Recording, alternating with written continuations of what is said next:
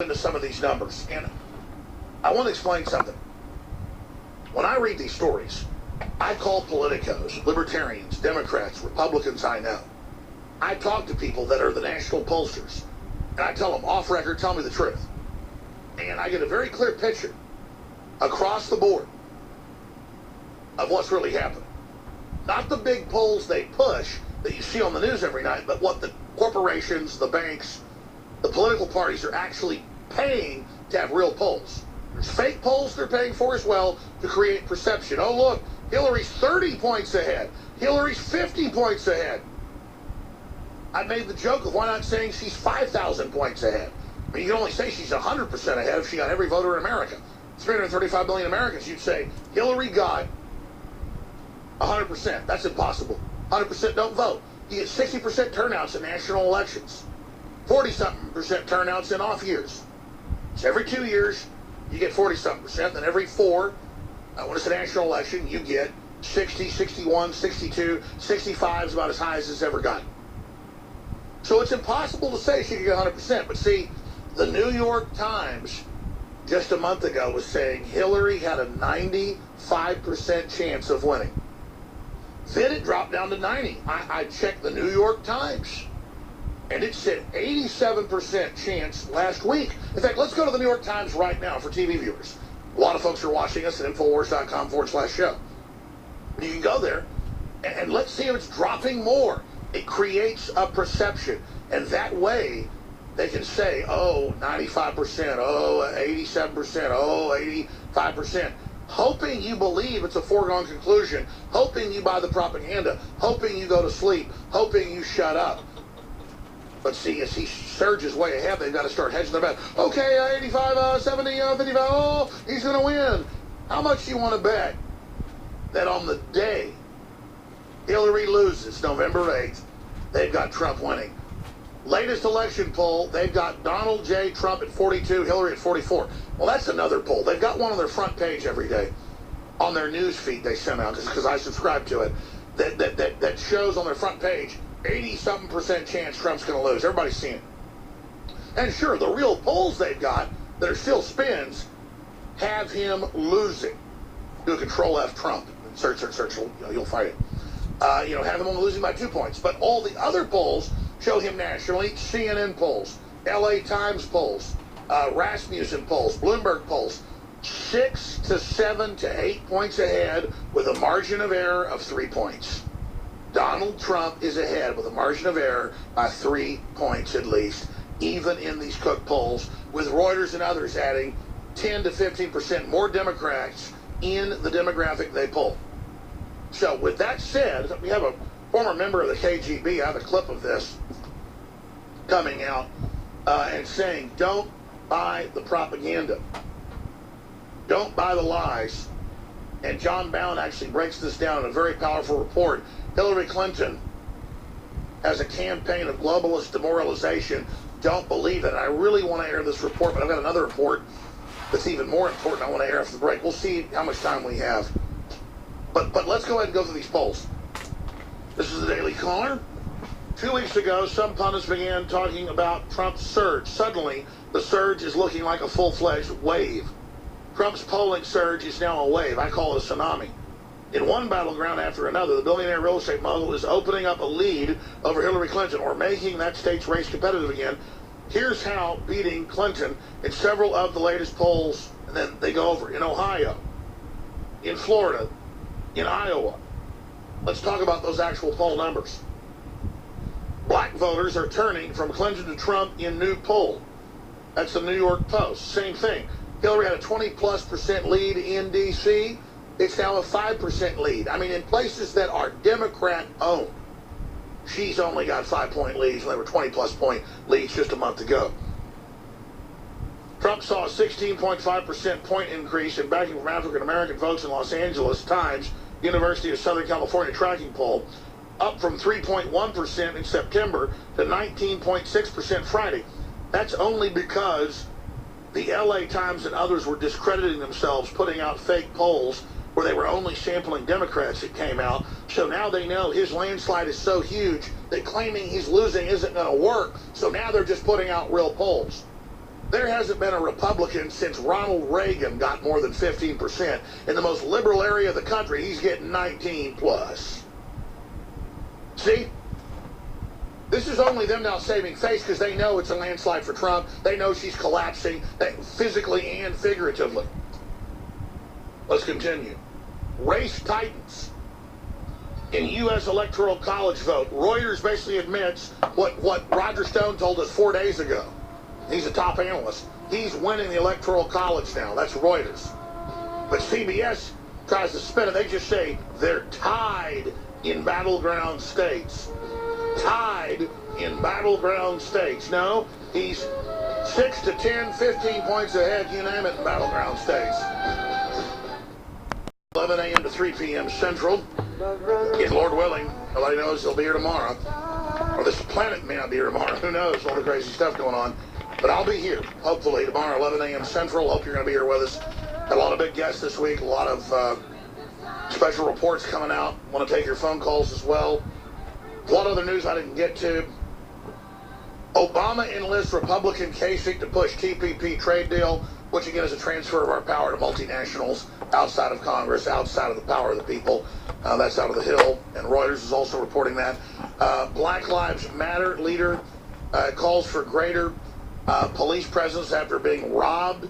This is a guy that bitches about the police all day and wants them out of his neighborhood at the University of Houston. Since he got robbed, he wants the police there. There's just no end to it. Speaking of Black Lives Matter, black police officers, senior police officers suing Black Lives Matter and Soros for inciting race war, which Soros' own emails show they are doing. So that is all happening. People think America is in a trance. They think we're done. And they want to play us all off against each other. The truth is, no matter what color you are or where you're from, if you care about free market, you care about leading your own life and having low taxes and promoting American values, you should become an American. But the globalists want to bring people here and turn them against the country and create a divide and conquer and have the nation implode. And that's why we have to expose globalism, because it's about foreign multinationals conquering this country and turning it into a greater engine of tyranny. And to a great extent, we've been conquered. And I'm here trying to kick the globalist occupiers out. That's the group I'm anti. I'm not anti-government. I'm not anti-anybody. But I'm anti-social engineers coming in here and playing games because the country is so obsessed with entertainment, we're in a trance. So that's part of the news I wanted to cover today. I got to most of it. I want to air this special report because Hillary talked about, look at how somebody actually behaves. Look at their fruits. Look at what they've said in the past. And so I wanted to look back on just some of the crimes of Hillary Clinton. The full video is on Infowars.com. Well, the crime boss, Hillary Rodham Clinton, came out today and said that we should judge basically everybody, not just Donald Trump, off of what they originally actually said and basically did. That we should go off somebody's original record. Here's the clip. In recent weeks, he's tried to restrain himself and clean up his image.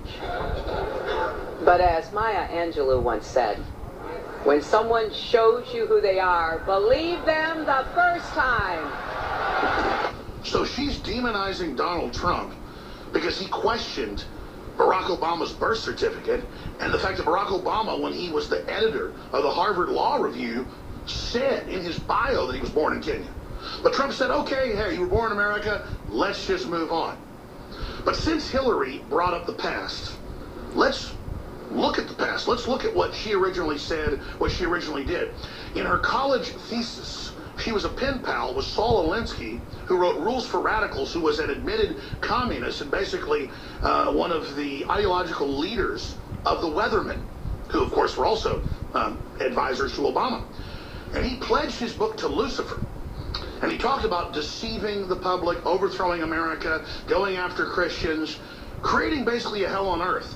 And there was sweet little Hillary being groomed all along and pen pals with him and writing her thesis on how wonderful Saul Alinsky was. After college, Hillary went on to represent child molesters in court and, made jokes about how she couldn't believe guilty people could pass lie detector tests. He was one of the ruthless folks who wasn't going to make a living on the land. He was kind of around. Ended up straight up with Of course, he claimed that he did all this stuff. He took a lot of things. I had this Congress, and she passed. Forever just going off the Congress. Then she got thrown off of the Watergate investigative committee because she was caught fabricating evidence against Richard Nixon. I mean, this girl was involved in the dirtiest of the dirt from the moment she got out of the gate. Then she hitched her wagon to William Jefferson Clinton, and her star began to rise. Oh, there were cattle future scams and swindling old folks out of their property in Arkansas with whitewater deals. There were CIA airfields at Mena and cocaine admittedly being flown in, and the Clintons overseeing the whole operation. There were over 100 murders, now known as Arkancide, where enemies of the Clintons were killed. But don't worry, the Arkansas medical examiner, Fahmy Malek, said it's totally normal to chop your arms, your legs, and your head off in a suicide. But once Hillary Clinton became co-president in 1993, the horror only intensified. She launched wars against the Serbs to bring in jihad armies out of Albania. She bombed TV stations with depleted uranium and bragged that she's the one that got Clinton to go ahead and pull the trigger. She supported the most incredible sanctions, basically doubling what George Herbert Walker Bush had done, even stopping shipments of food into Iraq.